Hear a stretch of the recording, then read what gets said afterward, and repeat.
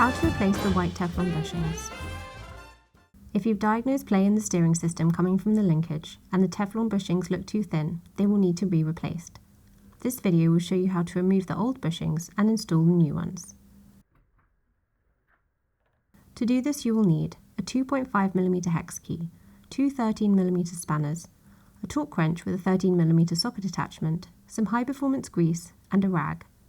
The parts you need are new Teflon bushings. It is best to replace the bushing on one bolt at a time. Loosen the grub screw under the RL link with a 2.5mm hex key so it protrudes but isn't fully out. Then, with two 13mm spanners, remove one nut and the washers and Teflon bushing from the bolt. Then remove the linkage from the bolt and remove the second Teflon bushing. Then remove the washer and bolt completely. Clean all the parts and inspect them for damage. Then grease the bolt, the washers and the Teflon bushings and reassemble in the following order.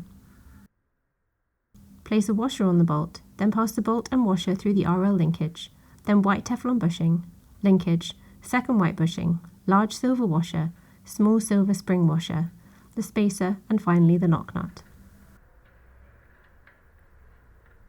Tighten to 9 Nm with 13mm spanner and torque wrench with a 13mm socket attachment. Then loosen by 70 to 90 degrees. Then tighten the grub screw with a 2.5mm hex key until resistance.